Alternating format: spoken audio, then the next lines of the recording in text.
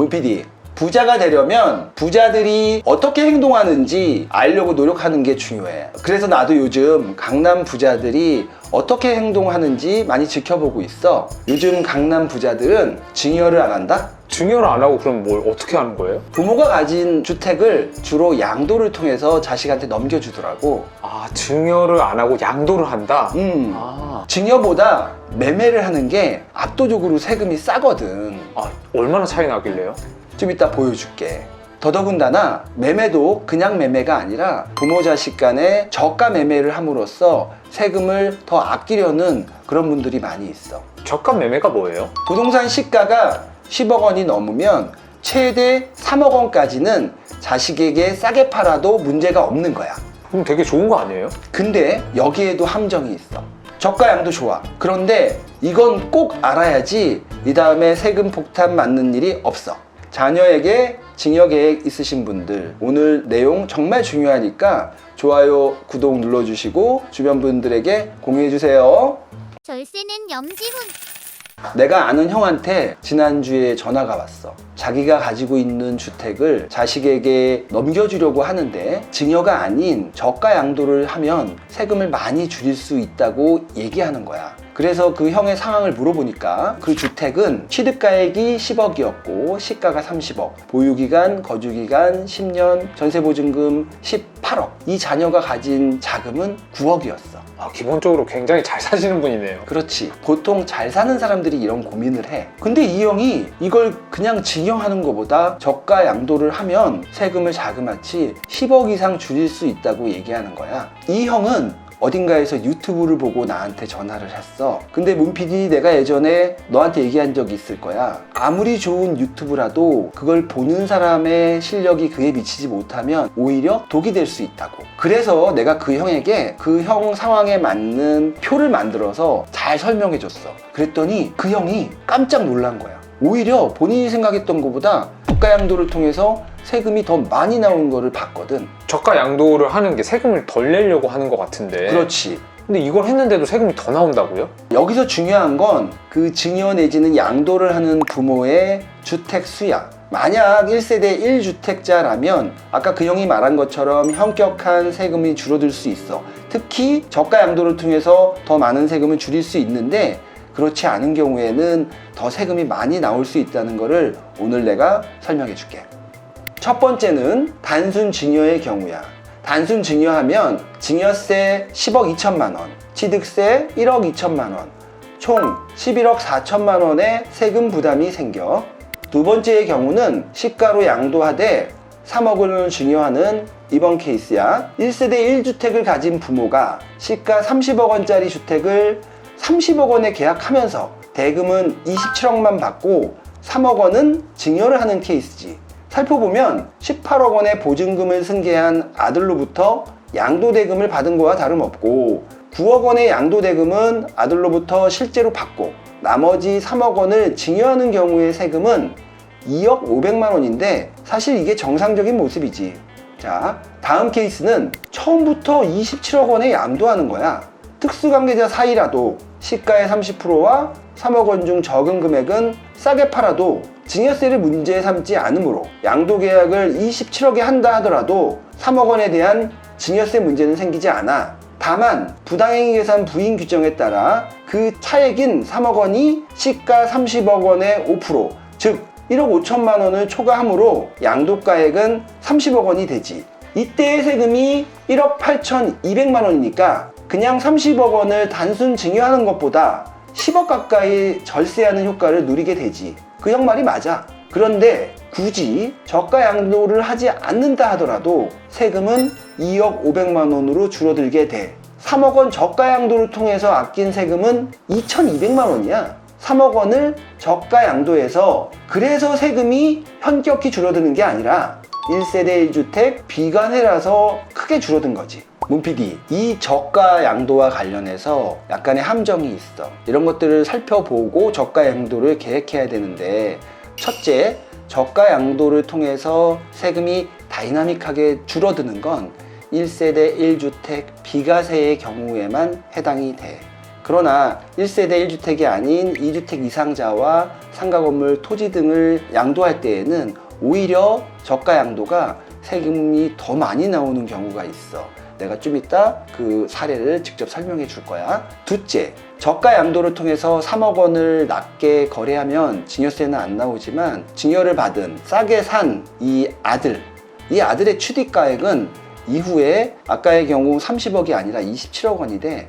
그래서 아들이 이 부동산을 다음에 언젠가 매매할 때 취득가액을 30억을 인정 못 받고 27억을 인정받기 때문에 그땐 오히려 세금을 더 낼 수 있는 요소가 생겨. 셋째, 난 이 셋째가 제일 중요하다고 생각해. 내가 옛날에 국세청에서 근무할 때 부모와 자식 간의 저가 양도 신고서가 많이 들어왔었어. 근데 아쉽게도 이런 저가 양도를 국세청 직원들은 그리 좋아하지 않아. 물론 절세는 절세인데 집중적으로 검토한다 그럴까? 그래서 납세자에게 오히려 중점 검토를 통해서 더 큰 과세 문제가 생기는 경우를 내가 본 적이 있지. 절세는 염지훈. 다시 화면을 봐봐. 아까랑 똑같은 조건인데 1세대 1주택 비과세가 아닌 경우를 살펴볼게. 첫 번째는 단순 증여야. 단순 증여하면 증여세 10억 2천만 원, 취득세 1억 2천만 원, 총 11억 4천만 원의 세금 부담이 생겨.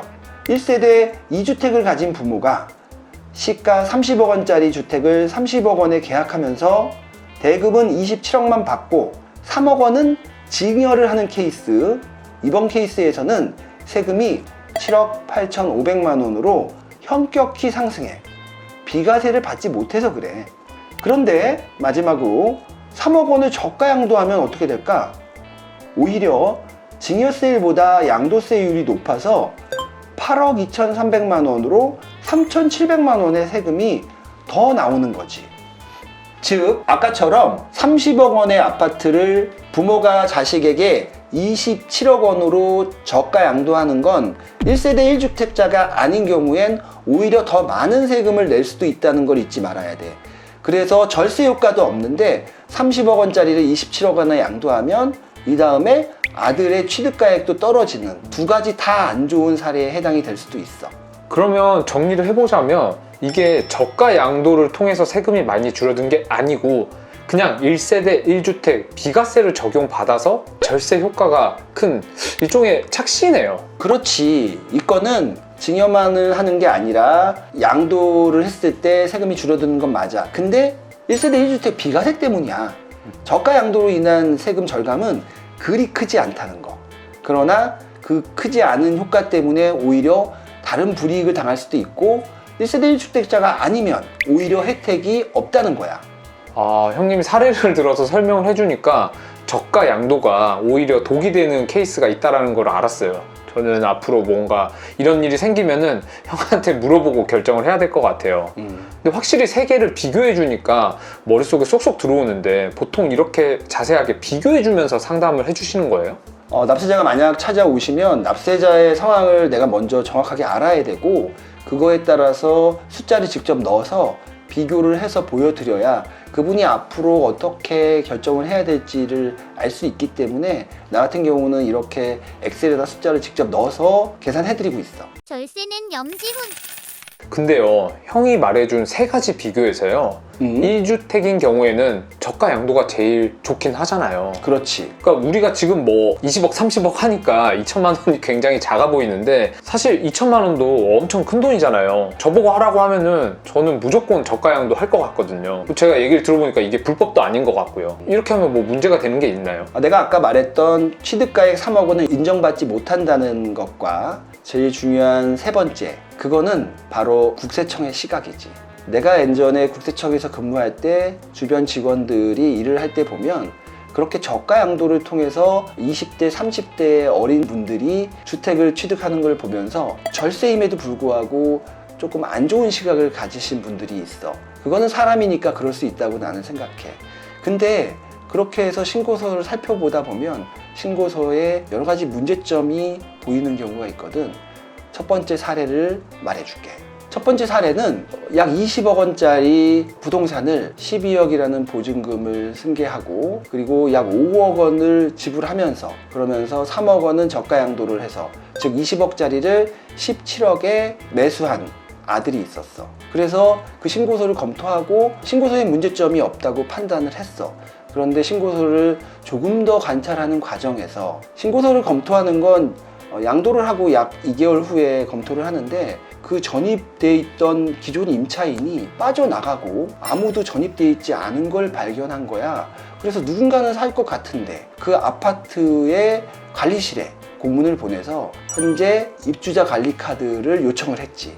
근데 거기에 기존에 있던 세입자는 나가고 거기에 그 아들이 들어와 있었어. 아, 그럼 전입신고도 안 하고 그냥 아들이 살고 있었던 거예요? 그렇지. 내가 봤을 때는 그 아들이 거기에 전입이 되면 그 보증금만큼 아들이 또 다른 증여가 될 거라는 그런 부담감 때문에 전입 신고를 안 하고 그러나 입주자 관리 카드는 쓰고 아파트에서 살고 있었던 거지. 그 금액이 12억 원이었잖아, 보증금이. 근데 그 12억을 누가 내줬을까?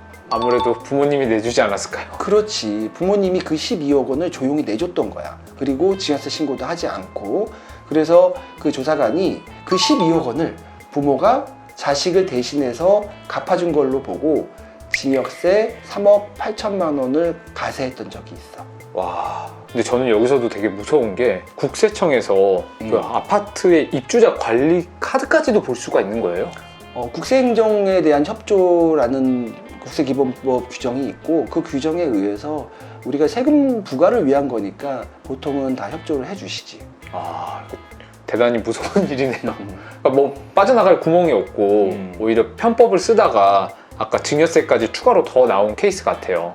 근데 이 건에 있어서 저가양도 때문에 걸렸다고 100% 볼 수는 없어. 그러면 저가양도를 안 했으면 안 걸렸냐?